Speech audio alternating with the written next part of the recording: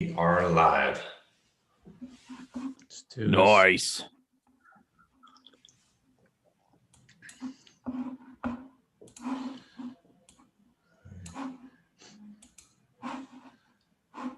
So how you guys doing? It's good, man. Doing all right. Anything fun or exciting? Getting very formal here today. Very formal? Yeah. Yeah. No. Anything new? Any exciting things going on? Advertising. Yeah, tell us what's the latest? It's the same, man. It's always up and down. Have you increased the budget? Yeah, I increased it to 500. Now I think we're had to again throttle it for a bit, again increasing it. It's an interesting game of testing. So I interviewed Brian Kurtz, the author of Over Deliver. Remember? Yeah, yeah, I read that. From Boardroom Publishing. So I interviewed him for the book, and it was really interesting what he was talking about, what they were doing back in the day. Because one of the things they were doing, they were publishing summaries of business magazines, not business books. That was Boardroom. Okay. Marty Edelson, like anyone in direct response has heard of Boardroom, right? You know, you probably heard of him. And so Brian Kurtz got hired in 1981, I think, something like that, to be the data analyst, kind of the list guy. Okay. The list. And his job was to basically when they have the list, he has to find the perfect segment of the list to which to mail to at any given time for an offer. Any given offer, right? So what he was talking about, and it was exactly at the time when one of my, some of our testing was going crazy, like we had bumped up the budget way too much and things were not going according to plan. And I was talking to him and he's like, I was not even talking about Facebook advertising. We were just talking about his list management days. And he's like, in list management, one of the things you have to do when you are launching an offer is you have to find that precise, very small segment of the audience that will generate maximum returns as quickly as possible. And then very slowly you increase your target market size, in the sense you mail to maybe 1% of the list, and then you increase by another like 10% of that 1% or 20% of that 1%, as in you go to 1.2% and 1.5%, because mailing is expensive and you don't want to start mailing to everyone and you lose your shirt in the process. So you test by mailing to a very small segment of the audience. And even if it converts, you have to be very patient, and you have to go patiently increasing the budget or increasing the spend to keep on getting the data before you take it to the next level, before you take it to the next segment of audience. And it's like we would do so much regression analysis of everything to figure out what is the perfect audience that's buying this time, and so how can we make sure that that is the kind of audience we would send this to. And when he was saying that, one of the things he said was, you have to be very patient in this phase, because you can't just start throwing money at it, because you can lose your shirt. And I was like, okay, shit, this is exactly what's happening to me right now. Like, we've increased the budget so much and increased the target audience so much that we're almost breaking even now. This is not good. I see. Yeah. Right. And so then I had to remove some of the audiences that were not working, in order to hone back down on the audience that works, and the creative that works, and the messaging that works, and increase on that for a little bit. It's almost like we're going back to product market fit testing over and over and over again. So advertising, the reason why most agencies can't do the initial product market fit phase of advertising is because it's a lot of testing work between your offer and your sales page and your ad and your audience. Remember the 41-39-20 rule that he talked about? 41% is audience, the list. In this case, it's extremely true. Like the most important thing you need to get right is the audience, the targeting. Once you get the targeting right, I know sometime last year we were talking and someone who you were working with, some agency dude was like, oh, you don't need to target. Facebook is so smart. You just send it to men 21 to 50 and Facebook will figure it out.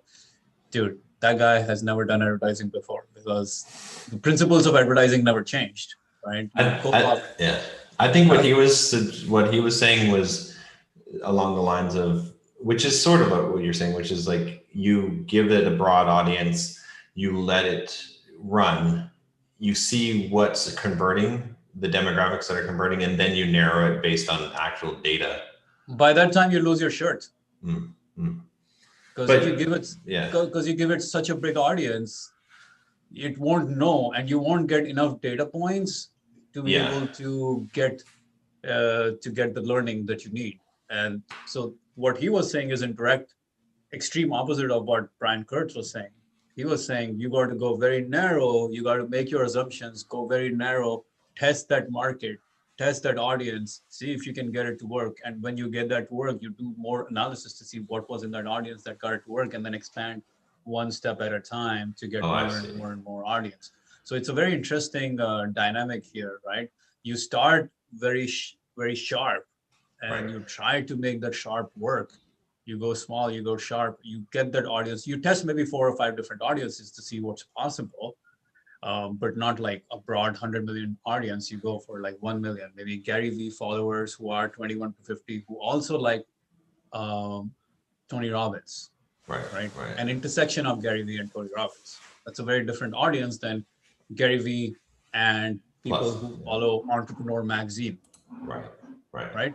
But for me, people who are Gary Vee followers and Entrepreneur Magazine, that's a pretty good intersection. The intersection of those audiences, that's good. But for you, maybe it's not Gary Vee and Entrepreneur Magazine, but it's more like Tony Robbins and Grant Cardone, or Tony Robbins and some other guy, or something like that, right? So audience has to be very precise initially in the testing phase to keep finding the audience that works and that converts at a very good price point. And only then are you allowed to test other variables, really. So his whole idea, 41, 39, 20, it was the list, the offer, and the copy. That's basically what it is, because list is what we're doing with the audience testing initially. The offer is basically the copy of the sales page of the ad, and then copy itself is the copy on the sales page itself, which is also, it's a combination of offer and sales page on both, offer and copy on both. But you have to get all 3 of them right to get profitability dialed in every single time.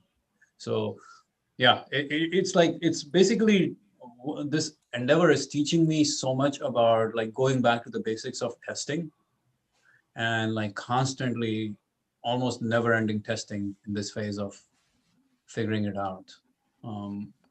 Because I like all the things that we take for granted in organic marketing, I'm forced to kind of improve every single day on this front, like A/B testing the hell out of everything. Which is cool about this is that you'll be able to improve your organic marketing too, because you'll know exactly what kind of content to create based on who your audience is that's going to convert. So yeah, now you're something that will work on cold will always work on warm. Yeah, it's like that's the cold is like so hard. With warm, it's so much easier. So you said you're getting as a side effect a bunch of people signing up for membership as well. Yeah, not just the offer. And are you presenting them that offer, or are they just finding it? They're just finding it. Oh wow, that's crazy. Yeah, they're just finding it. They're finding it because what's happening. This is my idea right now. I might be wrong. They're finding it because I think what people do, and I need some good analytics to look at the customer journey now. What people do is they go to the sales page, right? 2000books.com/CEO. They check it out and they're like, who's this guy? And what's this business about? So they're going to go directly to 2000books.com. Yeah. So they go to 2000books.com and you go to the main page, and of course it has the membership offer, right? Right. So if I look at it, how much have we, if I just, let me quickly give you the data.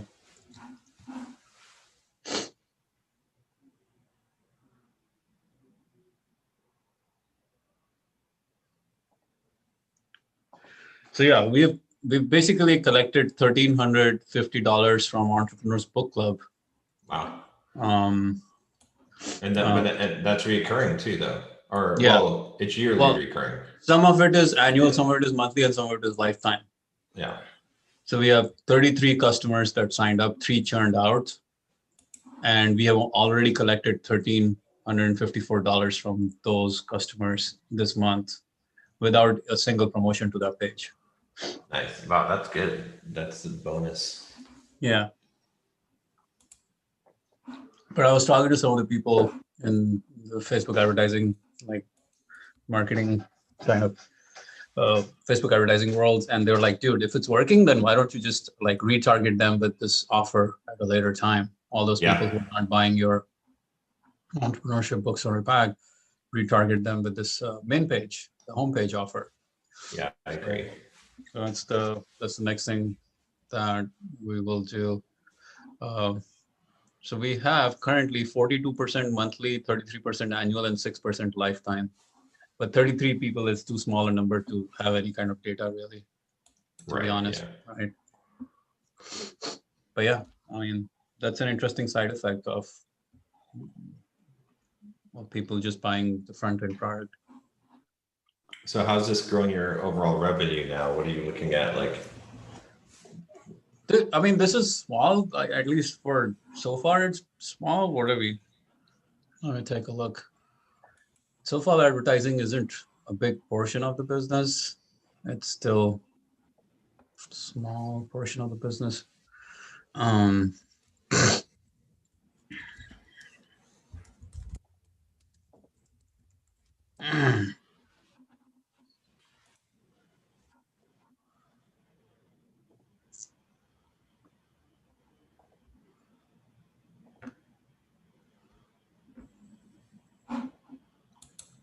Yeah, so around $8,000 for this month.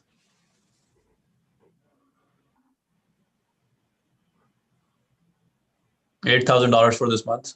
That's what it is right now. That's good. Yeah, and your spend ad spend is what, probably $3,000? No, more like 5.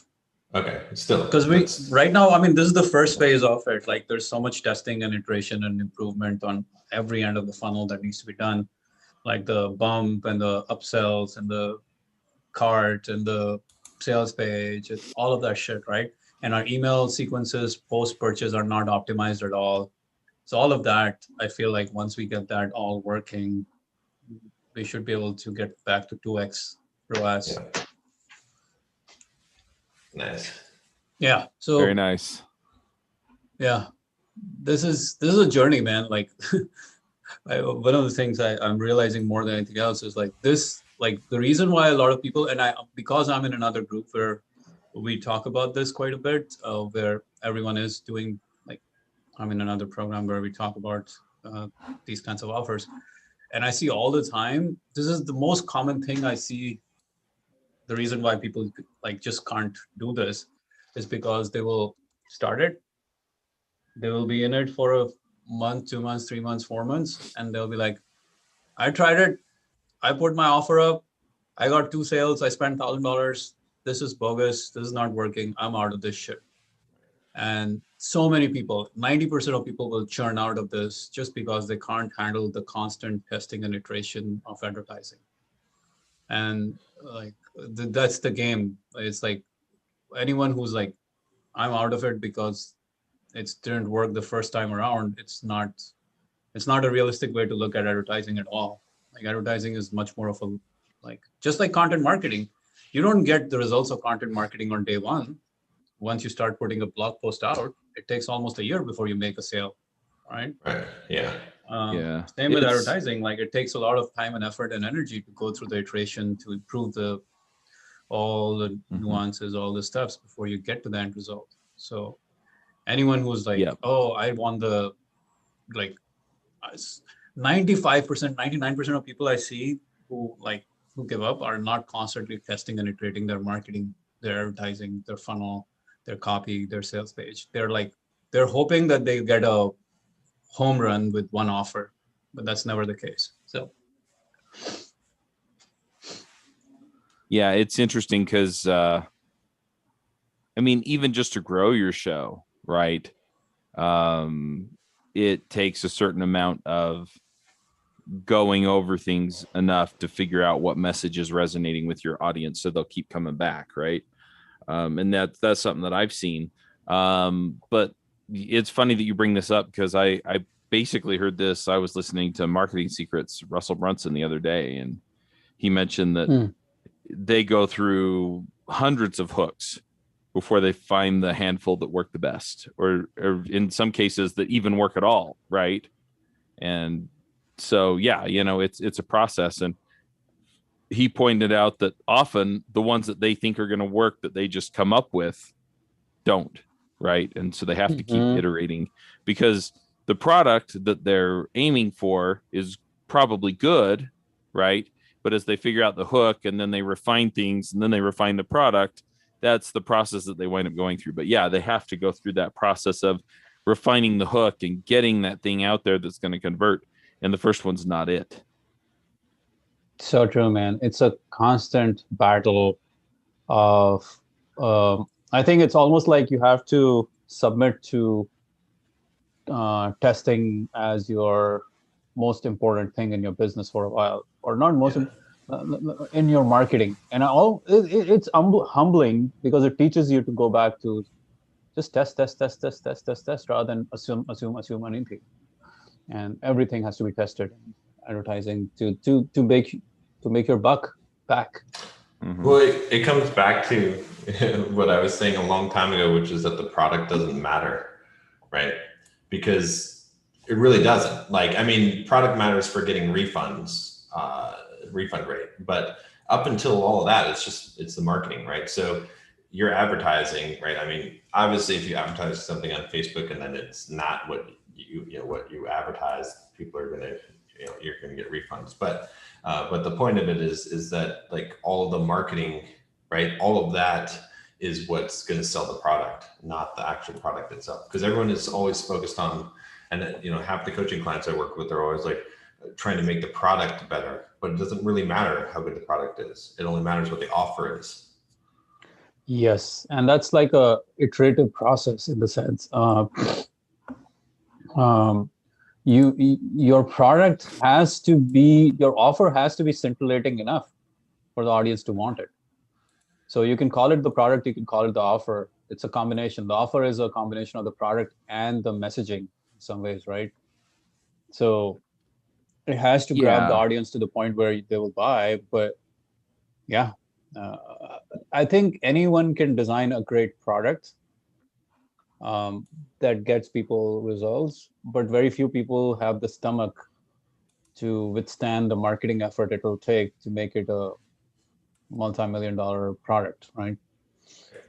It just, like, when you watch Shark Tank, one of the things I see so many times, like, people who get rejected the most often on Shark Tank, other than, of course, bad ideas, are people who have like one product and they're like, or two products or three products, and they have like $100,000 in revenue, and they come to Shark Tank and they're like, yeah, we're, and they're like, what do you need the next $50,000 for? They're like, oh, we're working on this new product, and that will be the game, like that will be another. And they're like, get the fuck out of here. What I need to see is you make one product super successful, rather than you going after another new product after you've already, like, generating revenue, and you're telling me you're going to go find another product. Yeah, you have an outcome that people are going to buy, and you can sell it to more people. Yeah. So the challenge is most people don't want to sell to more people. Most people are more comfortable just creating products. Right, exactly. Yeah. Yep. Because selling to more people is the hardest work. And that was the difference actually with SimpleProgrammer versus Bulldog Mindset, right? When Bulldog Mindset still has one product basically. One product. Right. So, Yeah. But with SimpleProgrammer, it's like always creating products, and then you're always on that treadmill. It's much better to spend the time trying to make one product work. Mm-hmm. So I was on a treadmill this morning. Take one product to the moon. That's kind of the mantra of this. Like today, like I have my copywriter who's like, dude, if it's working, why don't we do this for another product that you have? I'm like, dude, don't even think about it. Like this is the starting point of what's quote unquote working. Like this is like we're just crawling right now. $8,000 means shit to me, like in business terms, right? It's like yeah. I don't even like having multiple offers, to be honest with you. Like I'd rather have one really successful offer, right?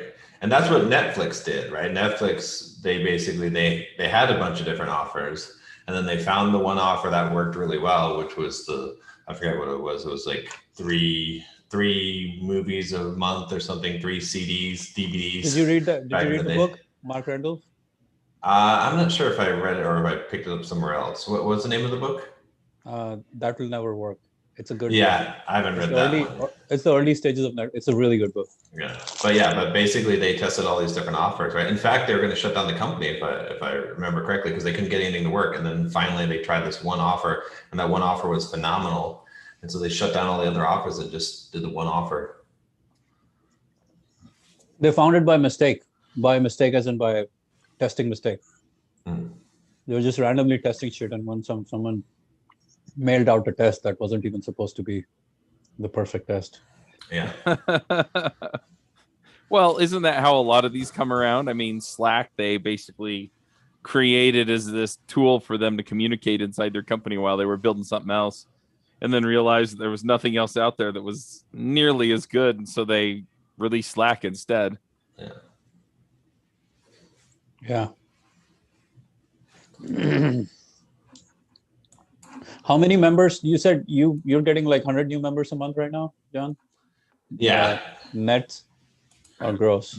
Well, I think it's more like gross. Like it seems like it's stabilizing. Like I have 909 members right now, right? So it's been earlier this month I had 920, but some of the dollar trial people are, when they come up for renewal, they churn more, right? Because they came in for $1. So so it's hard to say right now until that kind of settles down. Some of it too is, right, I've got a lot of lifetime members now, probably 100. So there's like 100 of those members are probably lifetime that are not going to churn ever, but they're also not going to produce any more revenue. Yeah, you maxed out on their money. Yeah, right. Unless I sell them other offers, right? There's a potential which you for lifetime. Well, they have discounts on future products and on coaching. So at some point when there's enough lifetime members, I'm going to start a coaching pitch to the lifetime members, or I'll have some other kind of program, or maybe I'll make like a one-day event for lifetime members only. And it's like, $3,000 to attend or something. Yeah. Your lifetime members are actually your best customers. Yeah. And that's just the starting point. Not that they paid you $900, but they will pay you a lot more in the future. Exactly. Yeah. So you need to find a way to give them something even higher level. It's like the 80-20 sales and marketing.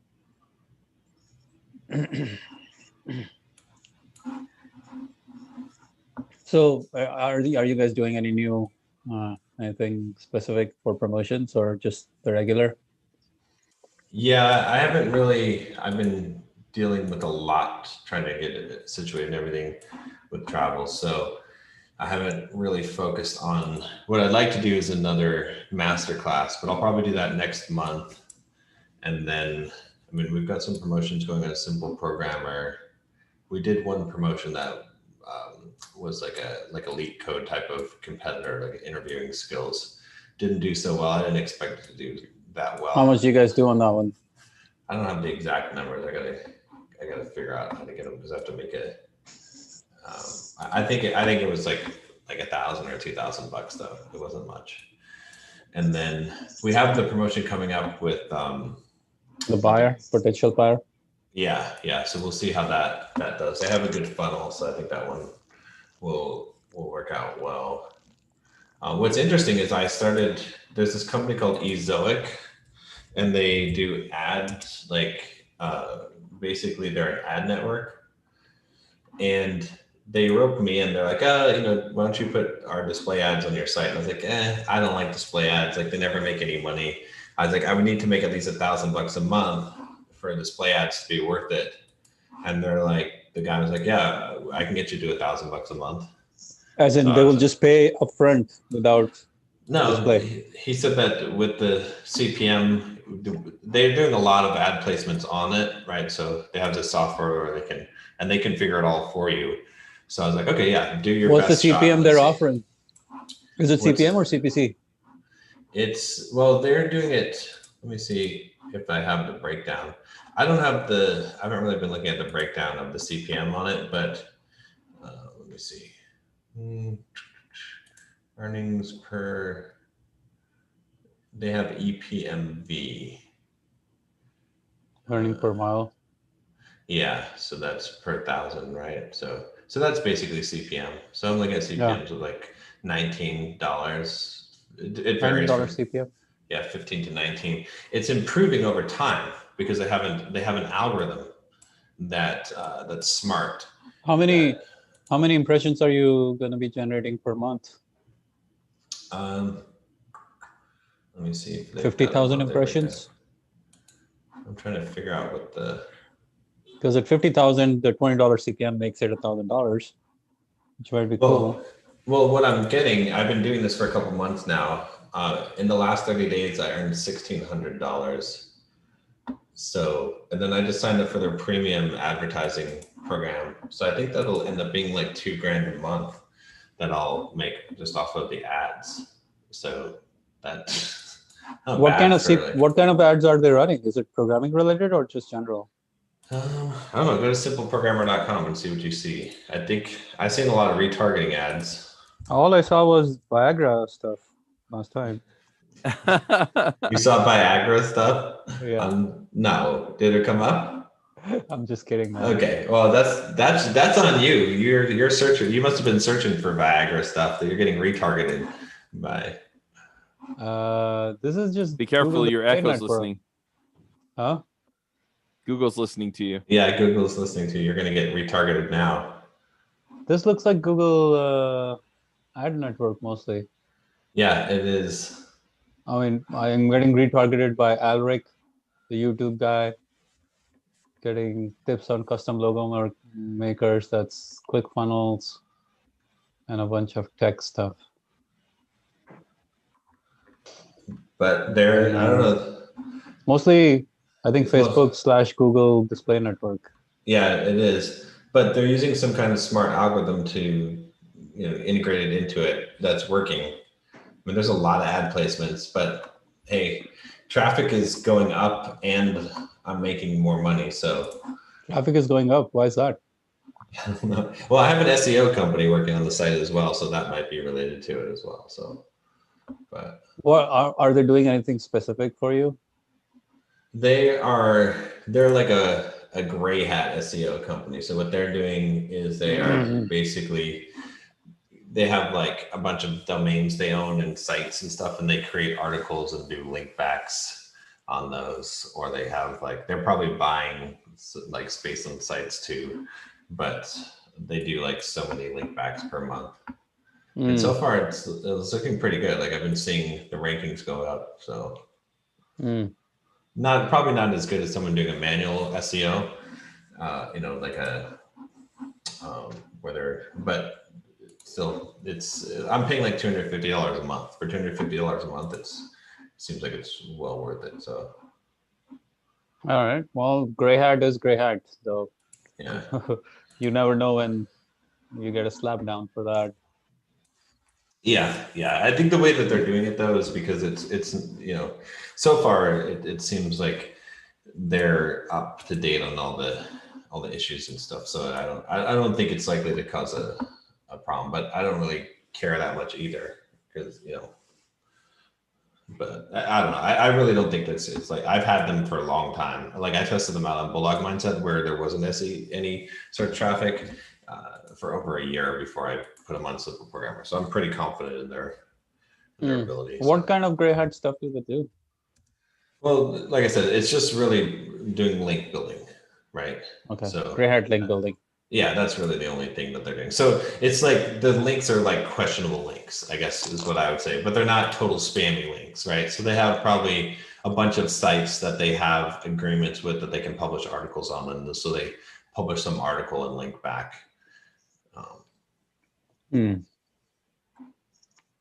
Okay.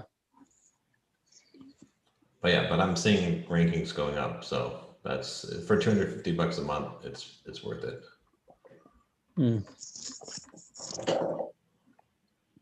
What's going on with you, Chuck? Where do I start? So I did get devinfluencers.com/apply and devinfluencers.com together. I got the form up. I just kind of typed some stuff in. So I need to actually sit down and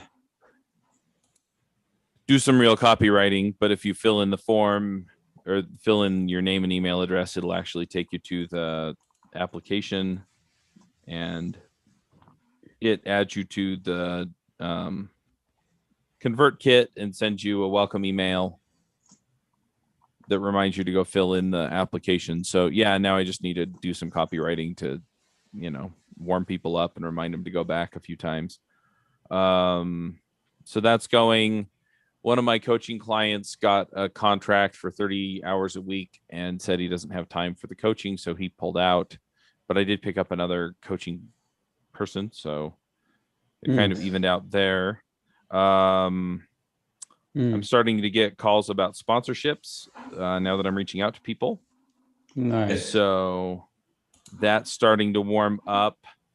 I had a tension headache Monday through like Wednesday, and I couldn't sleep. I couldn't focus on anything. It was awful. So, I mean, it was bad. I kind of got the bare minimum done, but yesterday I started to come out of it. I actually went to the doctor and they prescribed me some muscle relaxers, and that started to kick in. So yesterday evening and today I didn't have a headache. So last night I actually recorded a whole bunch of videos for my coaching folks. I did the coaching call. And so that's shaping up pretty good. How many applications are you getting now? Emails are you getting? How many applications are you getting, or did you get this week after you put up the page? I got the page up yesterday or this morning. I got it up right before the call because you knew. Oh. Yes, yeah. I started getting it together last night, and then I got the domain finally pointed over this morning. So anyway, so that's up.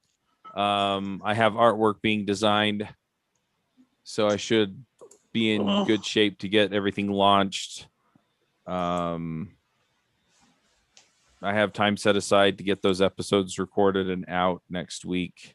I'm going to be reaching out to, or I'm going to have my VA reach out to people for the interviews for that show too.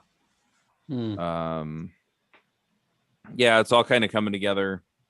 I didn't get nearly as much progress on it just because I couldn't sit in here and do anything because I was just in pain and I couldn't focus on anything.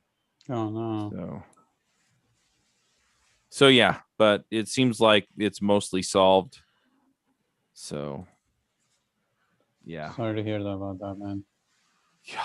It's so frustrating because it's like, I want to get this done. I want to get it all together. I want to get this, clicking along. Yeah. And yeah, I think it's kind of a self-perpetuating thing too, because I'm stressed from work and I'm sitting in this chair all freaking day, and so that piles on, and then it triggers more of the headaches, and then anyway. But yeah. And things at my full-time gig have just been super frustrating. They don't even know what to do with us half the time. So anyway, we'll figure it out. But yeah, I'm just going to do whatever it takes at this point to get this stuff figured out so we can get back to where I need to be. Mm.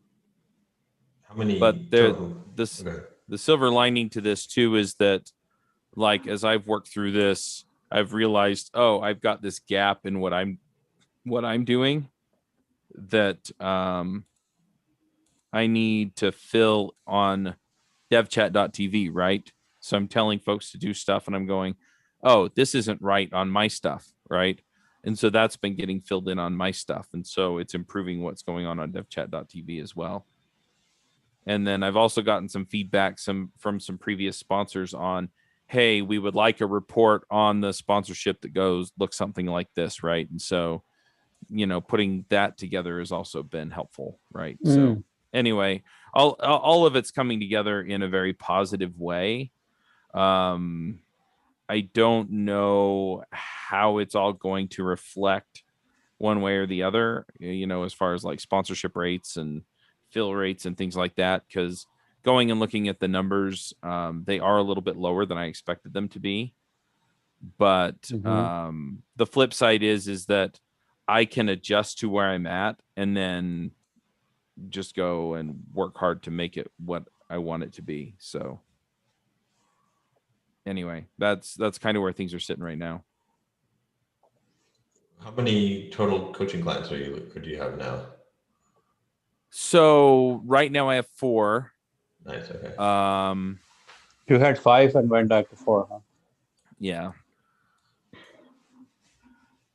And I have 2 more calls next week. You need, it's always hard to retain when people are like, oh, I got this contract and I don't have time for coaching. But that's a tough one, man, because you need to find a way to sell him on the value of the damn thing, because a long short-term contract doesn't mean shit for what he's trying to build.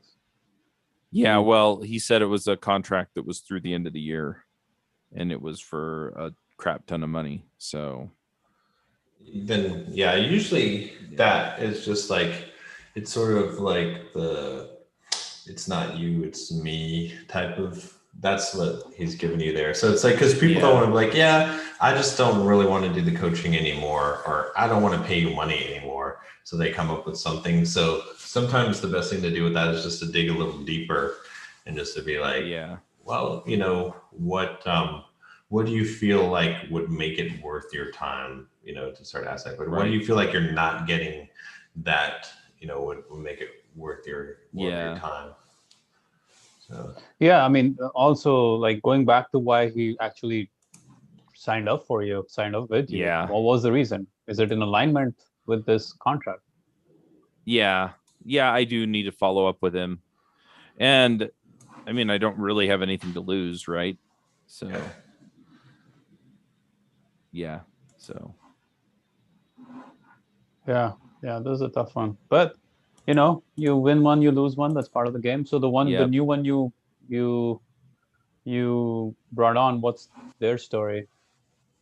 So how did they find it and all that stuff?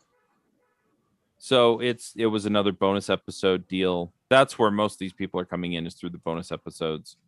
So I think doubling down and pushing people over to a more frequent, more focused Dev Influencers podcast is definitely the right move. Right? Because then I'll be talking specifically to the issues that they have and the solutions to their problems.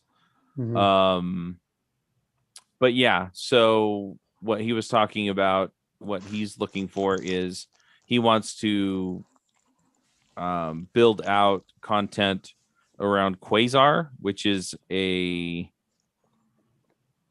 it's kind of a design system that's built around Vue.js, and you can build desktop, mobile, etc. apps with it in Vue. And so he wants to build out courses and video series and things like that and become an influencer there. And so Anyway, so what I was talking about was right up where he wants to be. And so, yeah, we had a good long talk, and it lined up really, really nicely. So that's what we're working on there, is just, okay, we're going to get all of these things to align, so that you can get the kind of attention that you need. So Love it. And is it the same price point? So the guy that dropped out was the first guy that I signed up. So this guy signed up for actually a little bit more than the other guy. Yeah. Hopefully a couple of hundred more than what the other guy was. Yeah. Good. Yeah. Keep going higher on the price. So do you know your numbers now? How many sales calls you've had and how many you've converted? Not off the top of my head. I'd actually have to go run the numbers. Yeah, but that's good. That's I mean, if you're constantly being able to at least onboard one new guy a month, it doesn't feel like much, or not a month, like every week or every 2 week. Yeah. It seems like I'm onboarding about one a week. Yeah, and so that's great. Yeah, I've got over time that will become much more. Yeah. The so more you have. I don't know how people are still scheduling the 30-minute calls, but I had somebody schedule one of those. So did you tell them, like, hey, it's not going to be 30, it's going to be 60? And it's going to be a full-blown strategy call? No. So however he got on there, I'll probably just talk to him for a half hour, and then I may just see if he wants to do 60, and then if he doesn't, then dude, at this point there's no use doing these 30-minute calls, because you're not going to be able to get into a sales conversation, and you already know what you're offering. So why have that conversation? Just tell him it's not 30 minutes, it's going to be 60 minutes. So make sure you identify that time in the calendar. Just tell him that. Tell him you've been randomly selected to gain an additional 30 minutes on the call. There we go. But I've got 2-hour-long calls next week with folks.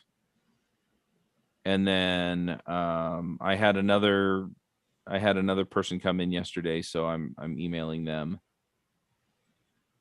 and seeing if I can get them to jump on board. So anyway, and do a 60-minute call. So anyway, that's where things are sitting right now.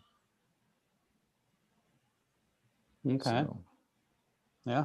But I seem to be able to line up a call or two a week. That's good. Oh, you're lining up a call or two a week. And then I seem to be able to land at least one every week. So you had like 2 calls this week? I had this week, let's see, I had 1, 2, 3. I had 3 calls this week, and I closed 1. And last week? Last week I had, I don't think I had any last week. Okay. So yeah, you're getting around a couple of calls a week. So what you're getting. Yeah.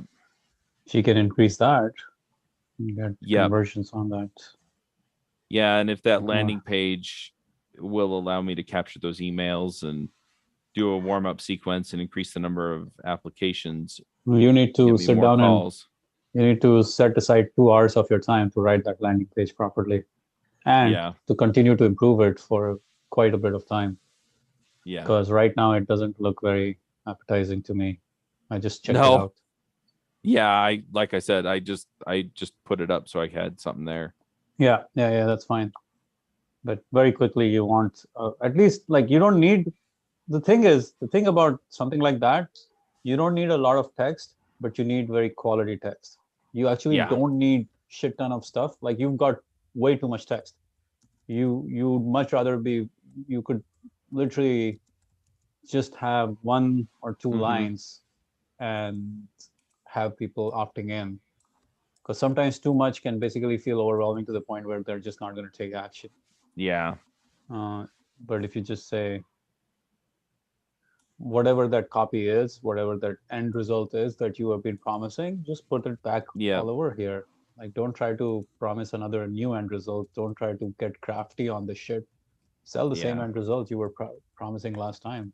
and Yep. you're going to have better conversions than trying to create Right. a whole new angle. You don't need a new angle. You just need the same angle right now Yep. to get that Sounds good. working. Yeah. Right now, there's just way too much stuff. Yep. You need to write headline for the copy. You need to write like probably the way I would do it. This is something I talk about in the mastermind group all the time with my group coaching clients. It's like you got to write 30, like put aside 30 minutes or 60 minutes and just write headlines. That's the best way I have figured out to write headlines. Anything else is just does not work. You literally shut out all distractions, and 30 minutes you force yourself to write 30 headlines. Yep. And by the time you get to that 20 or 30 number, it starts to become really nice and creamy. Yep. Sounds like, good. It's like boiling the pasta sauce. It takes a little while to get that tuning right. Yep.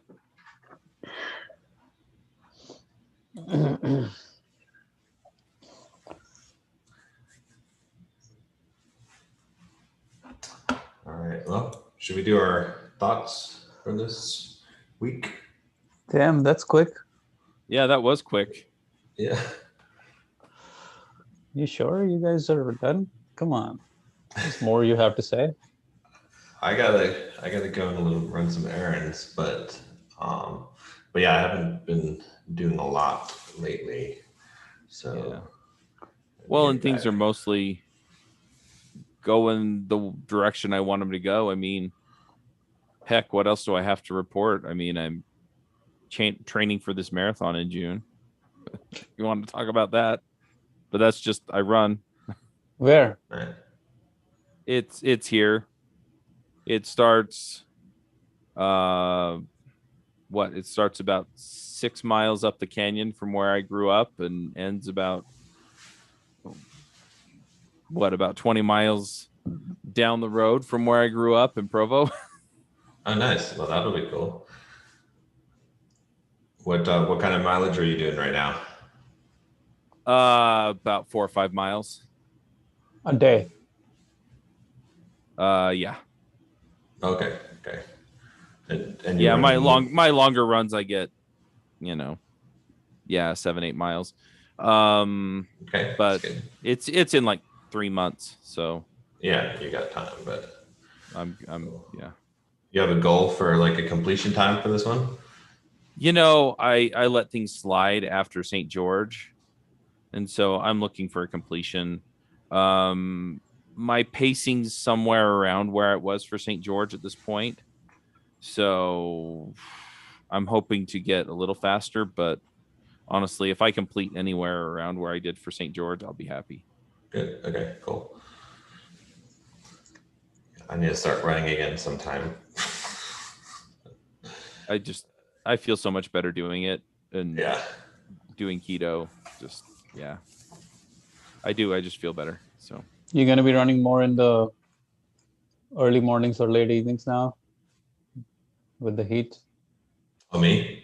When I start running, yeah. I mean, I don't know. I don't mind the heat that much unless I'm training for something. The problem with the heat, like I don't mind running in the heat that much, but it slows you down, right? Especially the bigger you are, the more the heat slows you down.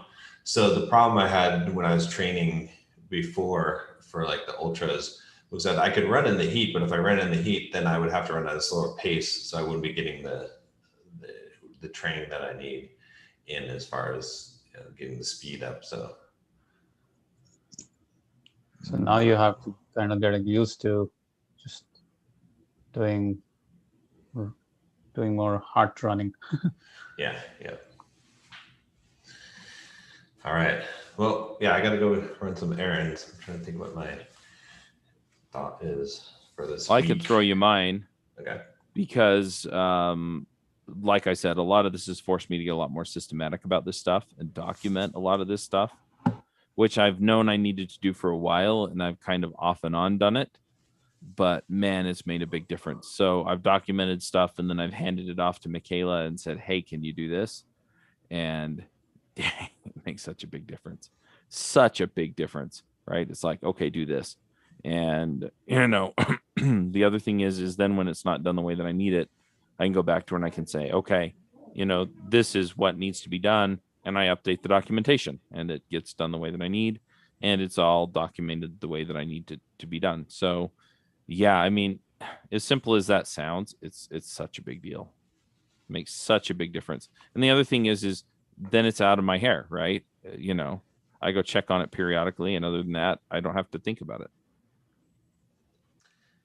See, mine would be, it's not about what you do, it's about what you don't do, right? So it's almost like a Jenga, a Jenga tower. It's like you see it and you pull out a brick, and you pull out another brick, and you pull out another brick, and you keep on pulling out bricks, and you're like, surely this brick is going to make it fall, but it doesn't fall, right? It's like all those other bricks were unnecessary, right? It's there's very little that's actually necessary in order to keep the tower intact.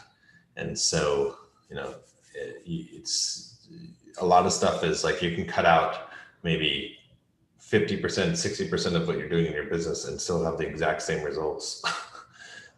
So it's about figuring out what you can cut out and then doubling down on the stuff that's actually working. So my thought is that business is a game of testing and marketing is a game of massive testing, and we must submit to that in order to do marketing the right way, as in tons and tons of testing. And like the only way to do marketing properly in many ways is to constantly test and iterate. And that's the only way to kind of get any kind of winning results in marketing. Because that's like a lot of entrepreneurial thinking is based around, or people who start off, they're like, okay, either this works or it doesn't work. Either my offer converts or it doesn't convert. Either this is a home run product or it's not.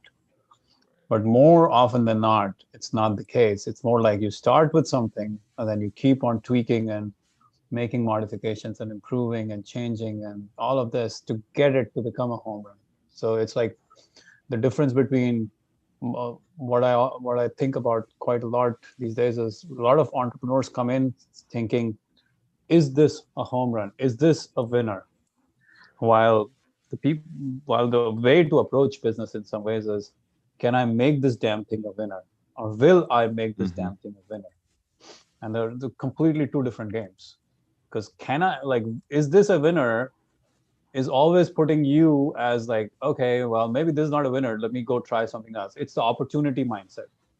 Whenever someone thinks, oh, is this a winning product or a winning idea? It's the opportunity mindset. Yeah, there's an opportunity out there. Maybe this is not the perfect idea. Maybe there's a better idea, a better product, a better way of doing it, or better idea, kind of better opportunity out there. But once you say, oh no, I will make this damn thing work, I commit to making this thing work, then it's a much more of a game of you getting off the opportunity treadmill and making this damn thing work. And the early phase is always the hardest, like early phases where you need to get through the most learning and it's going to be painful.